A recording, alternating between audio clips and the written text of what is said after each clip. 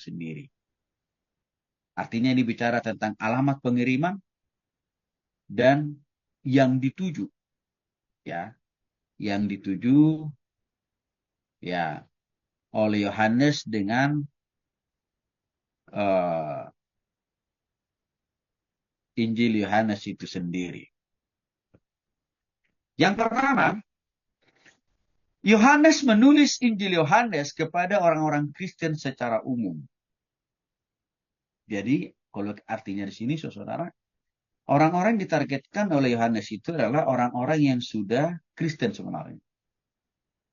Khususnya di daerah Asia Kecil. Negara mana saja itu? Bitinia, Galatia, dan Efesus. Itu daerahnya. Jadi 3 daerah inilah yang menjadi objek, yang menjadi target, yang menjadi tujuan penulisan pertama, pengiriman pertama dari Injil Yohanes. Di samping tentunya semua orang, semua suku bangsa dan negara. Kan ujungnya ke sana. Apa sih tujuan daripada Injil Yohanes itu sendiri? Tidak lain tidak bukan untuk memberitakan Injil dengan menjelaskan Yesus Kristus adalah anak Allah yang hidup. Mengapa hal ini menjadi penekanan atau tujuan pokok dari penulisan Injil Yohanes? Karena Yohanes mau orang-orang di Bitinia, Galatia, dan Efesus harus semakin teguh keyakinan mereka terhadap Yesus sebagai anak Allah. Juga supaya bagi mereka yang belum sungguh-sungguh bertobat kepada Yesus, mereka buru-buru, mereka cepat-cepat mengambil keputusan itu. Sebab kalau mereka mau mendapatkan pengampunan dosa dan hidup yang kekal, kuncinya harus sungguh-sungguh bertobat dan percaya bahwa Yesus itu adalah anak. Yohanes pasal 20 ayat 31 dan juga Yohanes pasal 3 ayat 36 menegaskan akan hal itu. Ini sama juga bagi umat manusia di sepanjang zaman. Tujuannya nggak pernah berubah. Bahwa Injil Yohanes itu datang kepada kita, kepada siapapun juga, supaya makin banyak orang yang bertobat dan percaya kepada Yesus. Dan yang menarik memang, Injil Yohanes bukan hanya sekedar menargetkan supaya orang lain sungguh-sungguh bertobat kepada Yesus, tapi juga di dalamnya ada doktrin. Doktrin itu pengajaran Bapak Ibu. Apa itu? Yohanes juga membuktikan sungguh benar bahwa Yesus itu adalah anak Allah. Maka kalau orang tidak percaya kepada Yesus sebagai Tuhan dan Juru Selamat, maka tidak ada pengampunan dosa dan hidup yang kekal. Yang berikutnya tema Injil Yohanes. Di dalam Yohanes pasal 1 ayat 14 dikatakan di sana, Kristus adalah anak Allah dan firman yang menjadi manusia. Secara lengkapnya Yohanes pasal 1 ayat 14 ini berbunyi, firman itu telah menjadi manusia dan diam di antara kita. Dan kita telah melihat kemuliaannya, yaitu kemuliaan yang diberikan kepadanya sebagai anak tunggal Bapa, penuh kasih karunia dan kebenaran. Saya perlu jelaskan lebih jauh apa makna dari Yohanes pasal 1 ayat 14 yang intinya tadi menekankan Kristus adalah anak Allah dan firman Allah yang menjadi manusia. Begini saudara. Allah itu kan pada esensinya, pada prinsipnya roh. Saya sering ibaratkan seperti udara atau angin. Roh itu tidak dapat dilihat, tidak dapat dipegang, ya. Tapi keberadaannya bisa dirasakan. Angin atau udara tidak bisa kita pegang. Tidak bisa juga kita lihat, kecuali seperti pohon kelapa yang di belakang saya, Bapak Ibu. Di sanalah bisa kita melihat, oh rupanya, ya, di sekitar saya ada udara atau angin. Tetapi pada prinsipnya angin atau udara nggak bisa dilihat. Itulah contoh wujud dasar daripada Allah. Oke. Maka supaya Allah yang berwujud roh itu gampang dikenal oleh manusia, dipahami dan dimengerti, dia perlu punya wujud yang konkret. Dia perlu berwujud, berbentuk yang nyata. Caranya gimana? Cara yang pertama, lewat firman. Apa itu firman? Firman itu artinya adalah setiap perkataan. Atau setiap kalimat demi kalimat yang keluar dari mulut Allah. Yang dimulai kepada Adam dan Hawa. Dan diteruskan kepada para nabi-nabi dan juga diteruskan kepada para nabi-nabi. Dalam perjanjian lama.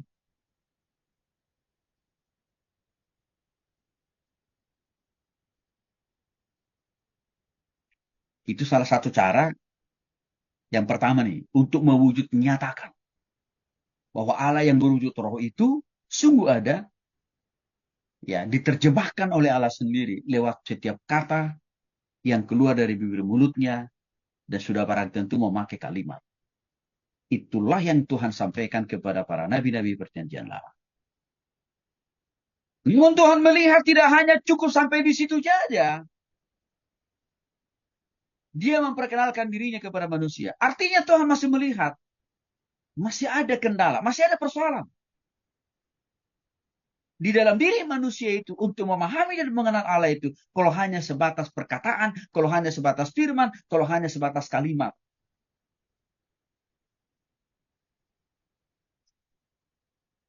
Maka untuk itulah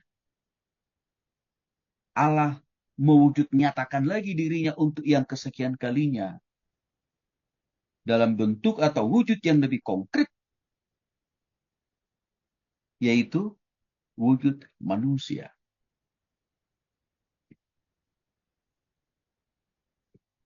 Itulah yang dimaksud dengan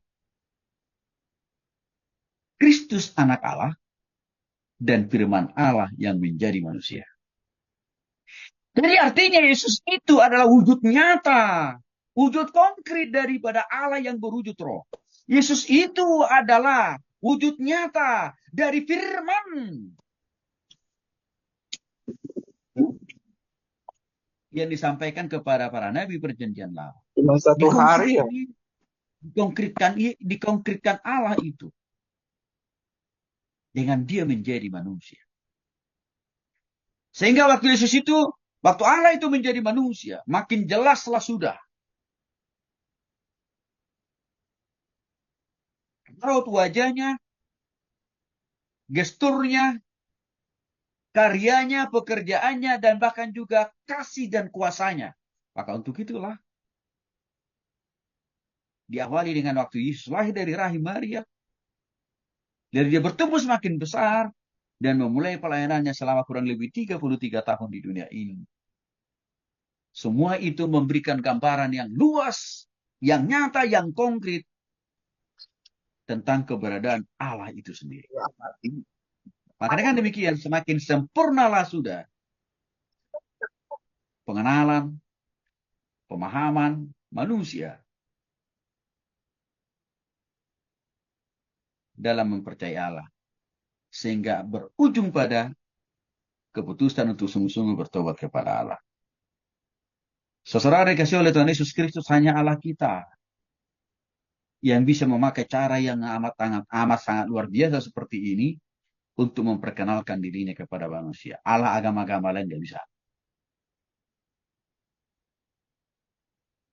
Itulah artinya firman itu telah menjadi manusia dan diam di antara kita. Sehingga waktu Yesus datang ke dunia ini, firman itu, Allah itu tidak lagi hanya sekedar ada di surga. Tapi dia juga ada pernah hidup bersama dengan manusia waktu Yesus ada di dunia ini. Jadi ini saya harap jelas buat kita dan memang inilah misi Yohanes. Menguraikan panjang lebar akan hal itu, akan konsep itu di dalam Injil Yohanes.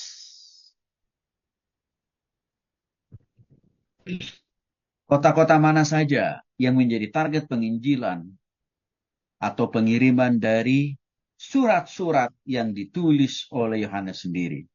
Khususnya kota kota yang menjadi target atau sasaran daripada penulisan 1, 2, 3 Yohanes, termasuk juga Wahyu.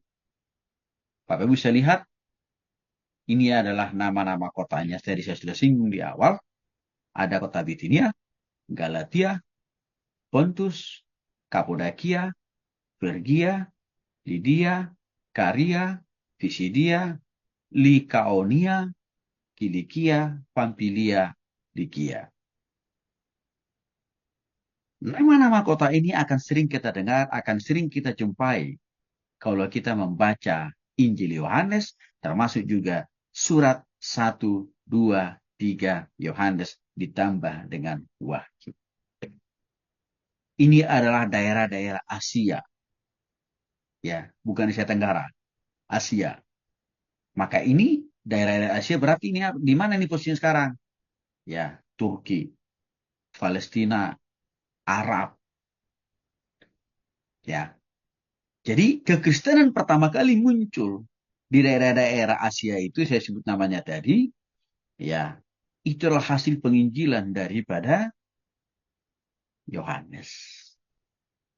Maka dapat dipastikan dulu negara-negara Asia seperti Galatia, Frigia, Lakonia, Kapodakia, termasuk Turki, Palestina, ya, sebenarnya itu mayoritas Kristen.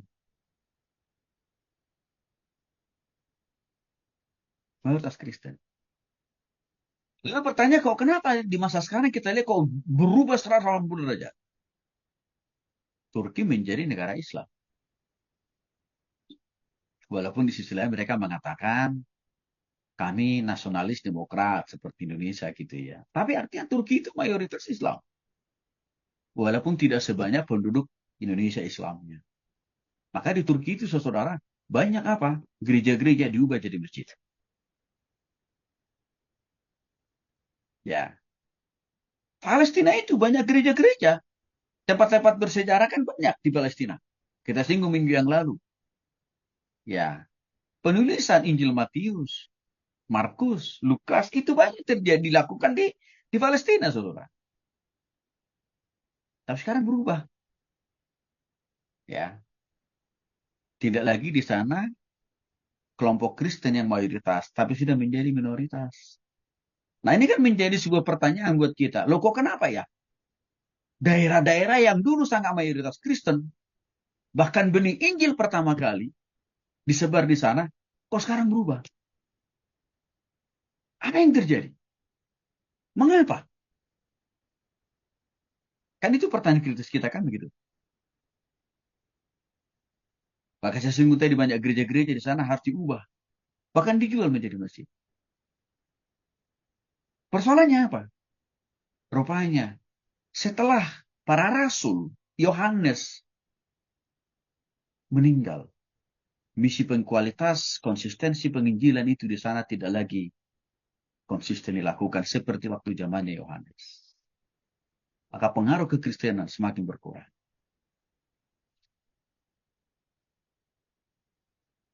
Ini yang sering kali saya katakan, jangan sampai kita itu kebobolan gawang.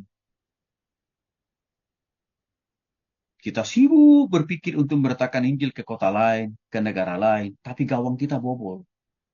Karena saya duga itu yang terjadi ya di daerah-daerah ini. Boleh kita memberitakan Injil ke kota lain, ke negara lain, boleh. Tapi gawang sendiri, negara sendiri, keluarga sendiri loh Bapak Ibu. Itu bagian gawang yang paling terkecil. Jangan lupa, kita harus Injili. Supaya jangan sampai ada di antara keluarga kita yang murtad. Kan terjadi banyak sekarang itu di dalam keluarga-keluarga Kristen. Papa mamanya hamba Tuhan, tapi anaknya murtad. Saya punya seorang rekan, sesaudara, saya nggak usah sebut nama lah. Dia pendeta. Ini di Bandung. Tiap minggu dia khotbah di mana-mana. Tapi Bapak Ibu tahu, dia melupakan gawangnya, keluarganya. Anak pertamanya terlibat dengan narkoba. Sehingga nikahnya sudah sangat terlambat. Anak kedua jadi ustaz.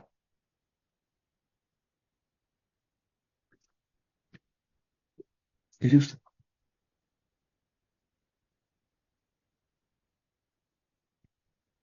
Bayangin. Dan dia tetap begitu percaya diri untuk khotbah di mana-mana.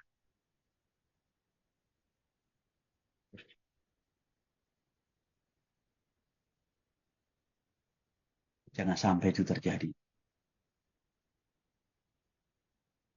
Kita hanya sibuk melayani orang lain, tapi kita lupa dengan anggota keluarga kita sendiri. Saudara masih ingat dalam penjelasan saya dalam mata kuliah doktrin gereja. Syarat-syarat menjadi diaken, penilik jemaat, pendeta. Rumah tangganya juga harus beres, termasuk anak-anaknya.